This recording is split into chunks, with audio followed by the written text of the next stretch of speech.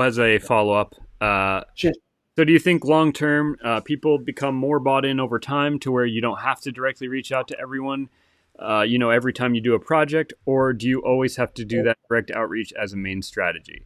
I would say that what you're doing as a business owner, an entrepreneur, is learning the things that you do on one end and then the things that happen because of what you do. So like to answer your question, I would say no. There's no point where you would stop doing that. I think there's ways to make it more efficient, and to kind of train your audience to maybe like open your emails or whatever, and you could do it in just a newsletter blast or something at the end of the day, or you just get so many fans that if a few fall off here, you're picking them up elsewhere.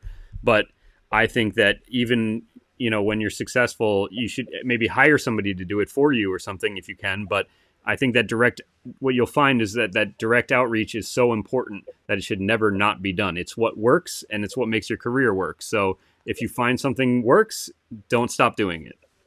Yeah, and we're not saying obviously if you have 10,000 fans, you're going to sit there and privately message 10,000 people. That's not realistic.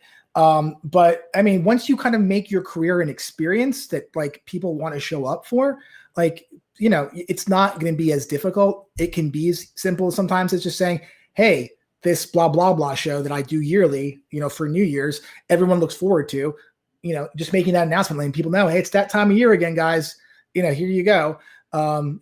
It's, once that kind of takes over and it becomes like a social experience for everybody, it will be easier. But early on, the reason why you're messaging for, again, isn't just to get people there.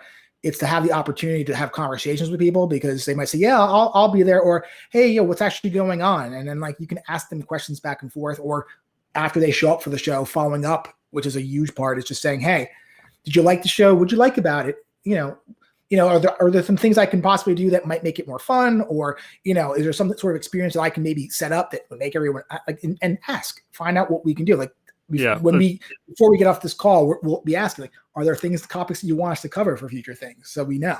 Alan's saying, yeah, even like Taylor Swift and Pearl Jam are trying to have emotional relationships with their fans. And that kind of is a good point to what Woe is saying is like, I saw something where Taylor Swift like went to one fan's house and they like baked cupcakes or something. Right.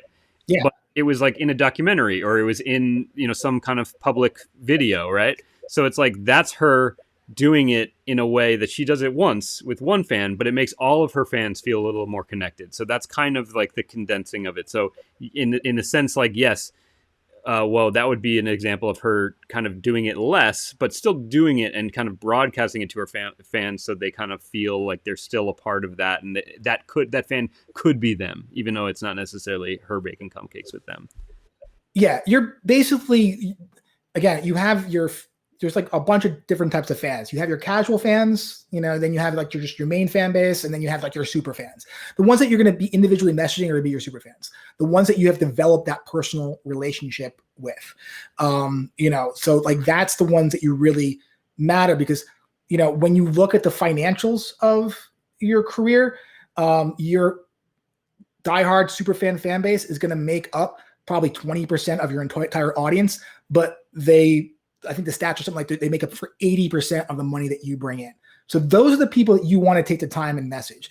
The casual followers that will make up 80% of your following only probably going to account for 20% of the money that you bring in. You don't need to message those people. I mean, you still need to keep them in the loop on what's going on, but you want to kind of give your super fans the VIP treatment because, again, they're the ones paying the bill. So if you have a Patreon page that people are donating to or a private fan club, on Facebook or whatever, those are the people that you really want to take care of.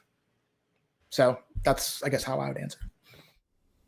Thanks for watching. If you're looking for expert help with your music career, schedule a call with us today, or you could enroll in one of our free artist development programs. The link for both can be found in the description below.